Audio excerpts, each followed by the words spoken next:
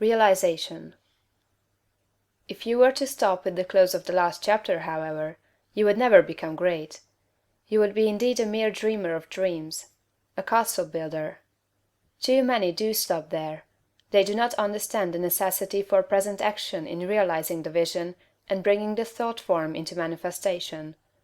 Two things are necessary: firstly, the making of the thought form, and secondly, the actual appropriation to yourself of all that goes into and around the thought form.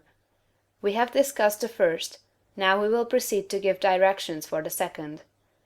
When you have made your thought form, you are already, in your interior, what you want to be. Next, you must become externally what you want to be. You are already great within, but you are not yet doing the great things without. You cannot begin, on the instant, to do the great things. You cannot be before the world the great actor or lawyer or musician or personality you know yourself to be.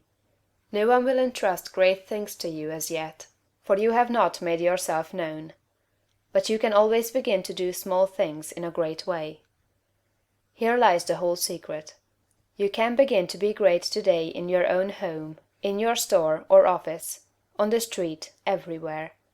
You can begin to make yourself known as great, and you can do this by doing everything you do in a great way.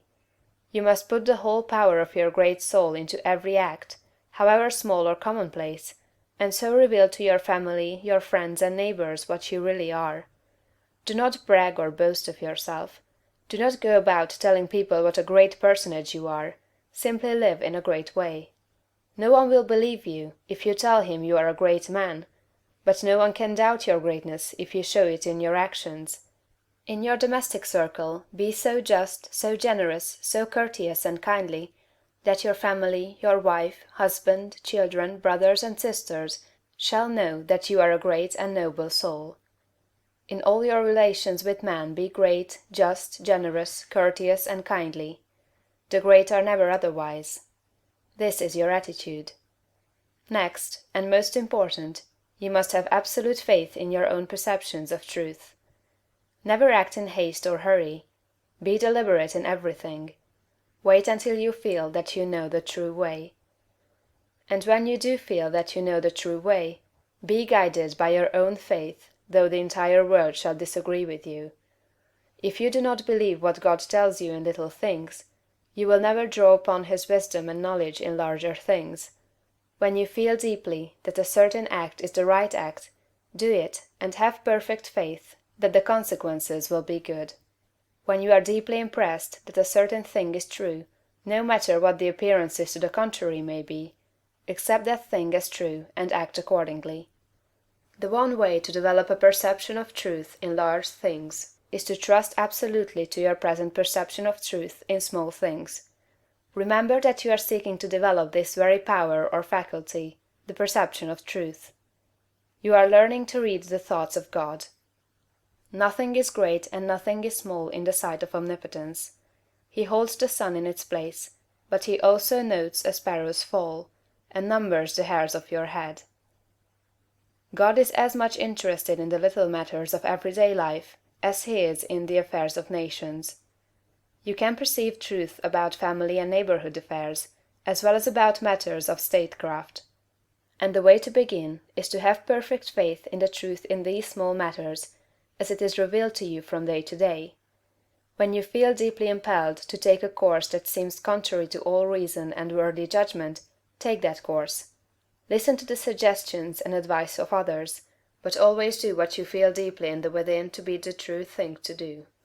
Rely with absolute faith, at all times, on your own perception of truth, but be sure that you listen to God, that you do not act in haste, fear, or anxiety. Rely upon your perception of truth in all the facts and circumstances of life. If you feel deeply that a certain man will be in a certain place on a certain day, go there with perfect faith to meet him. He will be there, no matter how unlikely it may seem. If you feel sure that certain people are making certain combinations, or doing certain things, act in the faith that they are doing those things. If you feel sure of the truth of any circumstance or happening, near or distant, past, present, or to come, trust in your perception. You may make occasional mistakes at first, because of your imperfect understanding of the within. But you will soon be guided almost invariably right. Soon your family and friends will begin to defer more and more to your judgment, and to be guided by you. Soon your neighbors and townsmen will be coming to you for counsel and advice. Soon you will be recognized as one who is great in small things, and you will be called upon more and more to take charge of larger things.